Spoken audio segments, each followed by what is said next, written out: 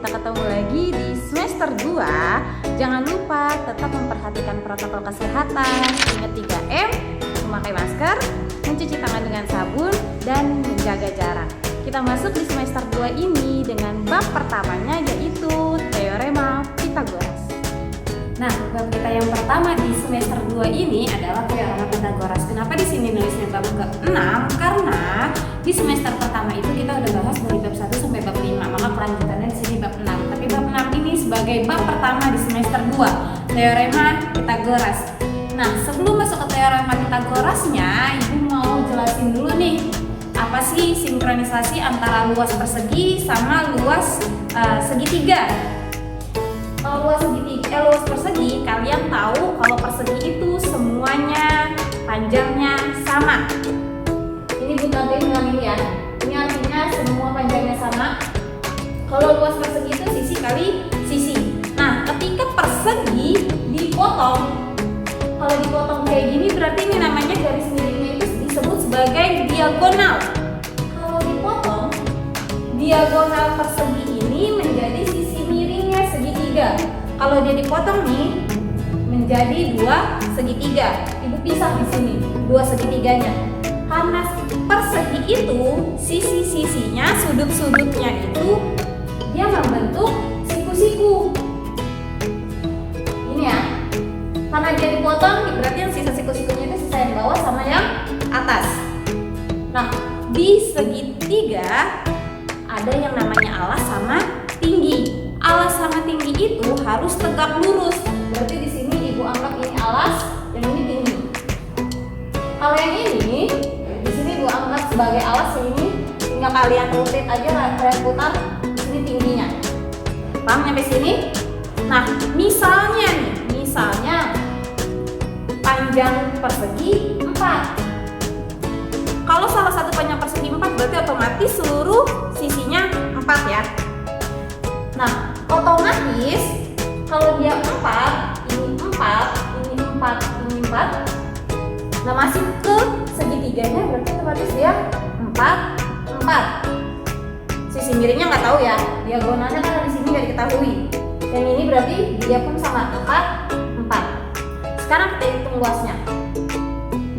Sisi kali sisi berarti 4 kali 4. Hasilnya 16. Ini luas persegi. Luas segitiganya, kita cari yang ini dulu nih, segitiga ini. Luasnya setengah kali alasnya berarti 4 kali tingginya 4. Coret-coret 2, 8. Sekarang yang ini luasnya 1/2 kali tingginya alasnya dulu 4 kali tingginya 4. Coret-coret 2, 8. 8 tambah 8 hasilnya 16. Nah, segitiga siku-siku berarti itu tercipta dari potongan persegi maupun persegi panjang. Karena segitiga siku-siku salah satu sudutnya harus siku-siku. Ini segitiga siku-siku, ini segitiga siku-siku. Nah, dari sini terciptalah dia Teorema Pythagoras. Teorema Pythagoras hanya berlaku pada segitiga siku-siku.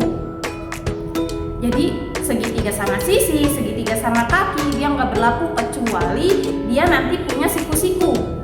Misalnya gini, ada segitiga sama sisi nih. Ini nggak berlaku Teorema Pythagoras, tapi beda lagi ceritanya kalau misalnya ternyata ada garis tinggi yang tegak lurus terhadap alas. Nah, baru di sini bisa kalian cari Teorema Pythagorasnya. Sekarang kita masuk ke unsur Pythagorasnya dulu deh. Di sini ada segitiga, siku-siku, ada 2. Gimana caranya nyari panjang salah satu sisinya? Kalau misalnya sisi yang lainnya diketahui, misalnya gitu. Nah, di sini ada segitiga A, B, C. Kalau Ibu biasanya makainya huruf kecil. Namanya sudut berarti. Sudut A, titik A, dia nyebrang ya ke sini. Berarti ini garis A. Yang B nyebrangnya ke sini ya. Sisi di depan sudut B, berarti Ibu sebut sisi B. Sisi di seberang sudut C berarti di sini sisi C. Rumus Pitagorasnya kita nyari yang sisi miringnya terlebih dahulu. Sisi miring itu sisi yang di depannya sisi-sisi tegak lurus. Lihat di sini tegak lurusnya si CA sama BA tegak lurus membentuk siku-siku. Nah, sisi miringnya otomatis si BC. BC ini ibu sebut si A karena dia sisi di depan sudut A. Kita cari sisi miring terlebih dahulu. Untuk mencari A, kita pangkatin 2. A pangkat 2 sama dengan sisi yang tegak B pangkat 2 ditambah sisi bawahnya C pangkat 2. Nah, untuk mencari sisi miring ini selalu menjumlahkan sisi yang tegak lurus. Yang tegak lurus si B sama si C. Kita jumlahkan. Nah, kalau mencari sudut salah satu sisi yang tegak lurus, misalnya kita mencari B atau mencari C nih. Berarti B pangkat 2 sama dengan selalu mengurangi sisi miringnya. Sisi miringnya si A. A pangkat 2 dikurang, karena tadi kita nyari B, berarti dikurangnya sama si C pangkat 2. Kalau kita nyari C, karena C ini sisi yang tegak lurus ya, berarti kita nyarinya A pangkat 2 dikurang, tadi nyari C ya, berarti dikurangnya sama si B pangkat 2. Nah, ini rumus wajib Pitagoras yang nggak boleh kalian lupa. Coba lihat ini. Kita tulis si huruf kecilnya dulu ya. K, berarti nyebrangnya ke sini ya. Ini berarti K, sisi K. Sudut M di bracket sini berarti sudut sisi M. L berarti sini, ini sisi L. Lihat, sisi miringnya yang mana ayo? Sisi miring yang di depan sudut tegak lurus. Berarti sisi miringnya si M. Untuk mencari M pangkat 2 selalu menjumlahkan sisi yang tegak lurus. Berarti menjumlahkan K pangkat 2 ditambah L pangkat 2. Untuk mencari salah satu sisi yang tegak lurus, berarti coba kita cari K dulu nih. Kita cari K pangkat 2 adalah selalu mengurangan sisi miring dulu. Sisi miring M pangkat 2 dikurang sama salah satu sisi yang lainnya, L pangkat 2. Kalau nyari sisi salah satu yang tegak lurusnya lagi yang L pangkat 2-nya, berarti M pangkat 2 dikurang dengan sisi lainnya, yaitu K pangkat 2. Nah, ini wajib harus kalian pahami.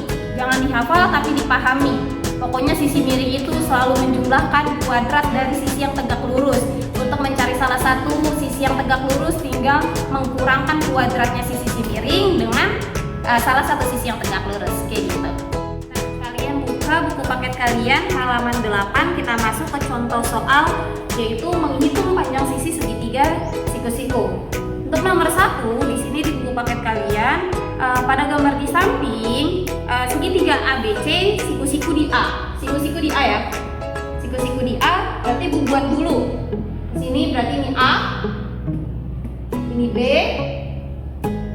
ini C. Yang ditanya hitunglah panjang BC. Panjang BC berarti si panjang A. BC ini si panjang A ya. A ini sisi apa sih? Sisi tegak lurus atau sisi miring? Yap, dia sisi miring karena dia di depan sudut siku-sikunya. Nah, sisi miring itu A pangkat 2 sama dengan menjumlahkan sisi yang tegak lurus. B pangkat 2 ditambah C pangkat 2. Di buku paket kalian itu si AC-nya ini dia panjangnya 3, yang ini 4. Berarti B ini 3. 3 pangkat 2 ditambah 4 pangkat 2. A pangkat 2 adalah 3 pangkat 2, berarti 3 kali 3 ya, bukan 3 kali 2. 9, 4 pangkat 2, 4 kali 4, 16. Maka A pangkat 2 adalah 25. Udah selesai? Belum. Karena A masih pangkat 2, kita ubah dulu. Pangkat 2-nya hilang, berubah menjadi akar 25. Maka nilai A-nya adalah 5. Maka dia adalah 5. Ini jawabannya.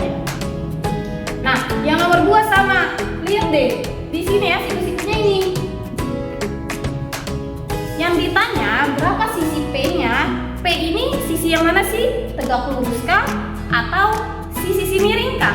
Ternyata si P ini sisi tegak lurus karena sisi miringnya yang di depan siku-siku si 15 nih. Berarti untuk nyari P pangkat 2, sisi miring pangkat 2 dikurangi sama salah satu sisi yang tegak lurusnya juga, 12 pangkat 2. Maka P pangkat 2, 15 pangkat 2 itu 15 kali 15, 225. 12 pangkat 2, 12 kali 12, 144. Maka P pangkat 2 adalah berapa dikurangi? 81. Sudah selesai? Belum. Jabarin. P sama dengan akar dari 81. Maka nilai P-nya 9. Ini hasilnya. Maka si P ini adalah 9. Yang nomor 3 sama. Nah, kalian bingungnya mungkin di sini karena ada 2 gambar. Untuk mencari 2 gambar, tadi yang pertama itu yang ditanya QS ya. Yang ditanya QS nih. Ini yang ditanya yang pertama. Nah, untuk nyari QS, kalian pakainya lihatnya segitiga yang mana? Bu, aku mau pakai segitiga yang atas. Gak bisa. Karena kalau segitiga yang atas, kalian cuma punya angka 25. Yang ini belum diketahui. Berarti kita pakai segitiga yang bawah. Kita pisah dulu dari segitiganya biar kalian gak bingung. Ini ya. Siku-siku di sini nih. P, I, S. Ibu buat dulu, berarti ini P kecil, ini S kecil, ini I kecil. I kecil 16.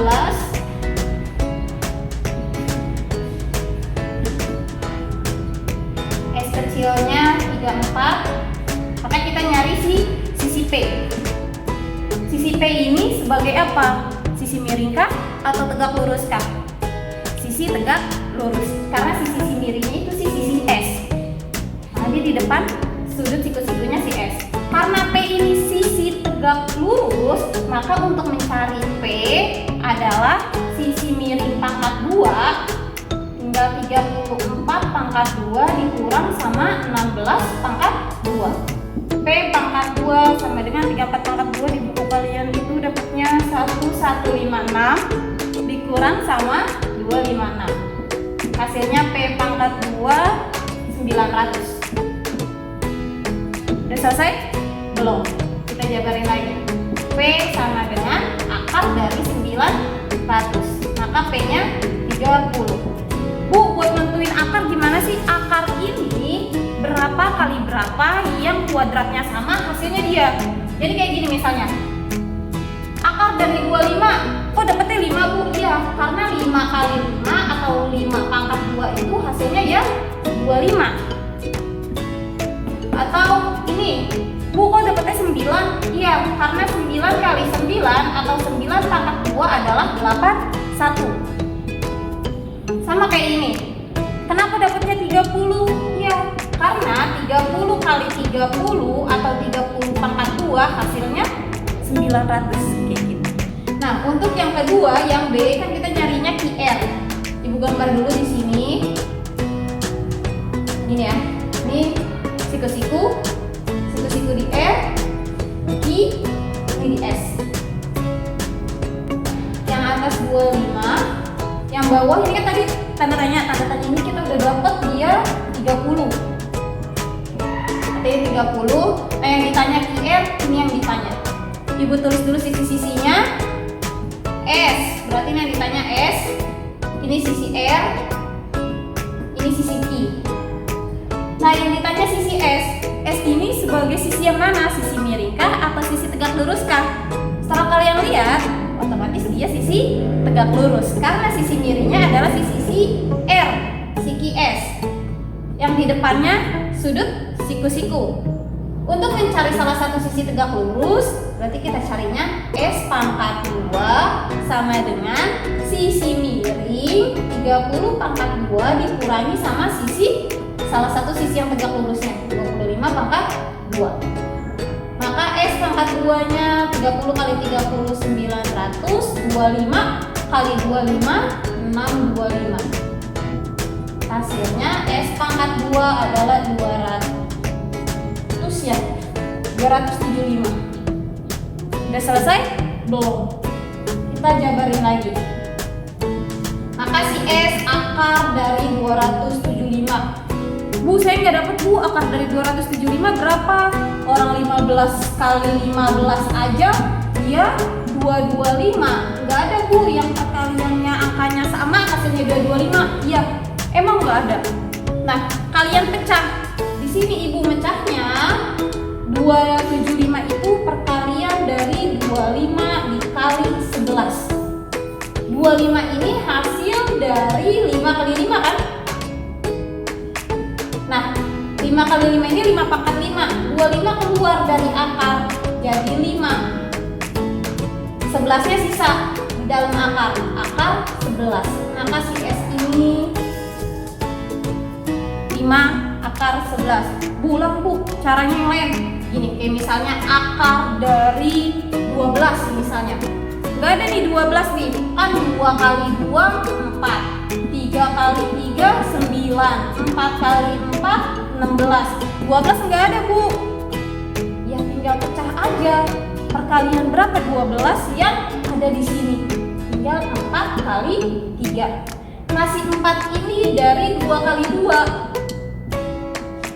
Keluarin 4-nya jadi 2. Di dalam masih ada 3, maka 2 akar 3. Kayak gitu. Paham ya? Dipelajarin lagi di rumah sambil diulik-ulik lagi. Nah, kita masuk ke yang D, triple Pythagoras. Triple berarti 3. Nah, berarti dia 3an Pythagoras. 3an Pythagoras ini harus berbentuk bilangan asli, nggak boleh minus, nggak boleh koma. Bilangan asli pada segitiga siku-siku. Contohnya kayak gini tadi, bilangan aslinya kayak gini semua. 3, 4, 5. Nah, ini disebut triple Pythagoras. 9, 12, 15. Ini triple Pythagoras. 3 bilangan asli yang membentuk segitiga siku-siku. Tadi mana nih? 16, 34. Tadi P-nya dapatnya 30. Itu triple Pythagoras. Tadi 5 akar 11, 25 sama 30 itu pun sama triple Pythagoras. Nah, coba buktiin mereka ini triple Pythagoras bukan? Gini buktiinnya. Sisi yang paling panjang otomatis pasti dia sisi miring. Contohnya gini deh, Ibu buat. Sisi yang panjang pasti dia sisi miring. Pasti. Nah, salah satunya ya tinggal kalian terserah mau yang mana. Di sini 6, ini 8. Gini. Rumusnya sisi miring sama dengan penjumlahan dari sisi tegak lurus. 6 pangkat 2 tambah 8 pangkat 2. 10 pangkat 2 100. 6 pangkat 2 36. 8 pangkat 2 64. 100 sama dengan 36 tambah 64 100. Maka terbukti dia triple Pythagoras. Ini ya. Nah, yang bawah. Yang paling besar yang mana? 12. Dan di sini terserah, di sini 8, di 10. Sisi miring 12 pangkat 2 sama dengan penjumlahan sisi yang tegak lurus. 8 pangkat 2 tambah 10 pangkat 2. 12 pangkat 2 144, 64 ditambah 100. 144 sama dengan 164. Sama? Tidak. Maka bukan triple Pythagoras. Yang nomor 3. Yang paling besarnya mana? 13 ya. Di sini misalnya 12, ini 5. Sisi miring 13 pangkat 2 sama dengan 12 pangkat 2 ditambah 5 pangkat 2. 13 pangkat 2 169, 144 ditambah 25. 169, 169 sama. Maka dia triple Pythagoras.